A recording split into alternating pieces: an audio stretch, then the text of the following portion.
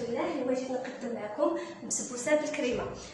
فيها 3 المراحل وكل مرحله غنشرحها لكم على حده. والمهم هاد البسبوسه تجيب حجم عائلي، حجم كبير وزوينه وخفيفه في المذاق وشيئا ما صحيه، لانها مقدش بالدقيق الابيض مقدد السميد الراقيات الخاص بالحلويات.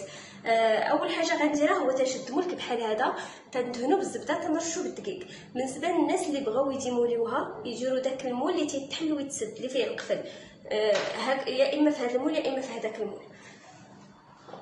اول حاجه تنديرها بالنسبه للمرحله الاولى، بقاو معايا دقه باش تفهموا هذا الشيء. تنخو كاس نتاع السميد الرقيق الخاص بالحلويات، كاس، وتنضيفوا نص كاس ديال سنيده، نصف كاس نتاع سنيده،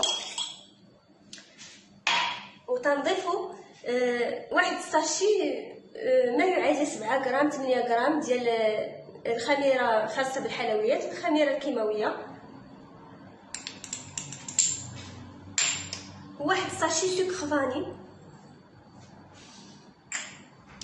وتنحتاجو نصف كاس ديال الزيت، نصف كاس، وكاس نتاع الحليب، وياغورت نتاع الفاني بنكهه الفاني، ياغورت بنكهه الفاني، وقبصه ملح، قبصه ملح. كيف ما تلاحظوا جميع المقادير حطيناهم دقه واحده. هاد الوصفه هذه ما تنحتاجوش نديروا التدرج في المقادير، كنديروا كلشي دقه واحده. كيف ما كتشوفوا ساهله، ما فيهاش تعقيدات. وجوج بيضات. تنحركوا هذا الشيء كله. بعد ما حركنا هذا الخليط ديالنا، بعد ما حركنا هذا الخليط نتاعنا، تنخويوه في هذا المول اللي دهنا ديجا بالزبده ورشينا بالدقيق. شوفوا كيف ما كتشوفوا كيجي جاري عادي، ما تشوفوش هكا خفيف وتقولوا علاش لا، هو تيجي خفيف، ممكن السميده اصلا تشرب. تندخلوا على درجه الحراره متوسطه، بحال كيف ما تطيبوا الكيكه. الا كان الفرن الغازي سواء كان الفرن الغازي سواء كان الفرن الكهربائي، تتشعلوا لتحت فقط، لتحت، وبحال الكيكه يعني واحد 30 دقيقه عاد باش تحاولوا تطلعوا عليها بحال هكا. ندخلوا الفران دافي ونقصوا النار على درجه متوسطه ونخليوها طيب. طابت لينا البسبوسه، عاد باش غنبداو في المرحله الثانيه نتاع الكريمه. المرحله الثانيه ديال الكريمه تنحتاجوا فيها نصف لتر من الحليب، ما يعادل 500 مليلتر ديال الحليب، وتنحتاجوا 3 معالق كبار ديال المايزينا، تنحتاجوا 3 معالق كبار ديال سنيده سكر حبيبات، وتنحتاجوا ياغورت طبيعي، و4 ديال المربعات نتاع الجبن. واللي ما بغاش هذا الجبن يقدر يدير اي نوع د الجبن، يعني كبحال جبليك، بحال اي نوع ديال الجبن تقدروا ديروا كميه اكثر من هذه الا بغيتوا، وتقدروا ديروا قل من هذه. كنشدوا كاسرونه تنديروا فيها الحليب بارد، الحليب بارد تنخليوه واحد شويه، تنخويو فيه المايزينا، النشا، 3 معالق كبار ديال النشا،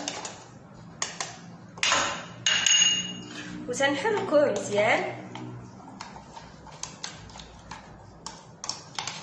تنحركوا هاد النشا هاد شويه الحليب، وخاص الحليب يكون بارد، وما خاصكم تبداو هاد المرحله ديال الكريمه حتى تخرجوا البسبوسه من الفران، حتى تخرجوا المرحله الاولى من الفران.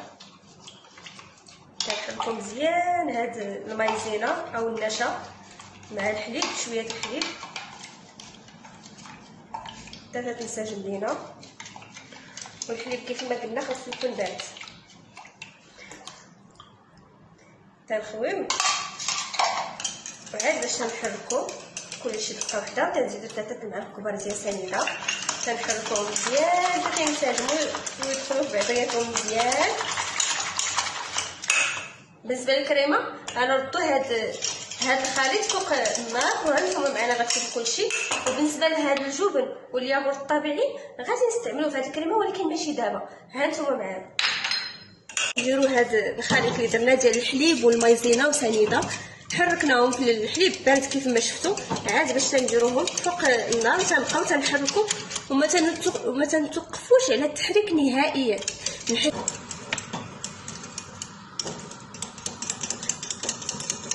ضروري ضروري ما تضيفوش الجبن وما تضيفوش الياغورت الطبيعي حتى يوصل لهذا الخليط لهذا القوام انه تيولي ثقيل.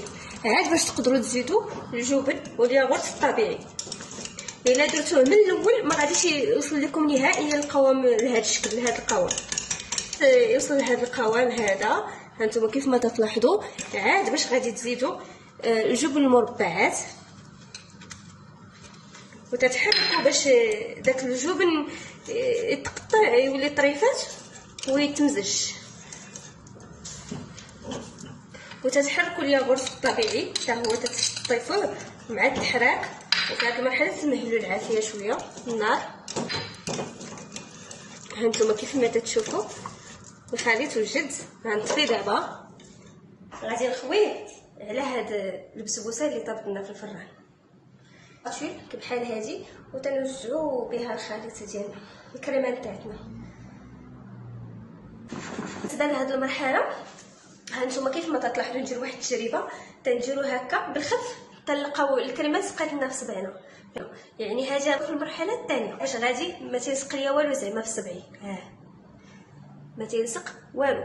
في هذه المرحله عاد باش انا غندوز للمرحله الثالثه. المرحله الثالثه نفس داكشي درنا في المرحله الاولانيه كاع نشرحوا كيفاش. كاس ديال سنيده رقيقه الخاصه بالحلويات ها هي كيف ما تشوفوا مع نصف كاس نتاع سنيده سكر حبيبات مع جوج بيضات. البيض ديما يكون بحراره المطبخ في اي حلوه مع ساشي ديال الخميره الكيماويه، ساشي سكر فاني، قبصات الملح، ونصف كاس ديال زيت المائده، وياغورت نتاع الفاني. يعني نفس اللي درنا في المرحله الاولانيه وتنبقاو نحركوا.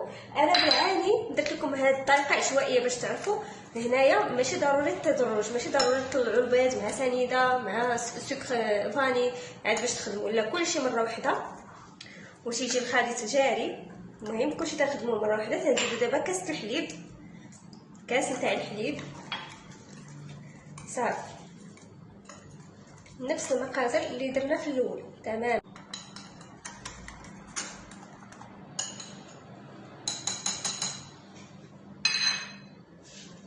وهذه المرحله مهمه بزاف باش تعرفوها.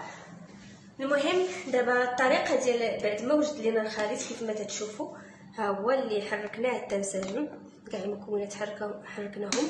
في الاول فاش وجدنا نفس هذا الخليط خوينا ديريكت في المول. دابا لا ما غنخويوش ديريكت في المول، غنستعنوا بشي مغرفه معلقه شي اداه هكا وغنبداو نحطو بشوي. علاش نقول لكم علاش؟ من حيث الكريمه ناشفه غير من الفوق. الا خوينا بشكل عشوائي وبالزربه غادي هذا الخليط غيخترق لينا الكريمه وغادي يدخل شي في شي بحال الكريمه غتدخل داخل هذا الخليط غيدخل لداخل الكريمه غتطلع للفوق وغادي تخربق لينا هادشي ما يجيش منظم. باش كل حاجه تبقى في بلاصتها في المرحله الاخرانيه كاع تنخويو شوي بشوي.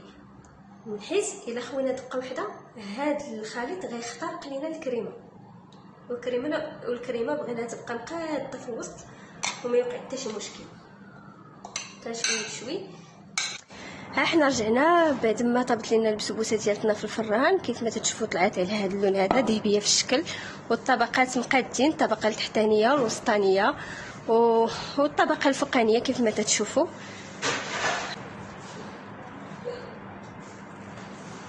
بحال هكا تنشدو ملون ذهبي دغي، ملون ذهبي لامع الملمع في اللون الذهبي تنديروا على هاد الكريمه تاعتنا. الشكل النهائي نشوفوا البسبوسه ديالتنا كيفاش طلعت كيف ما تشوفوا.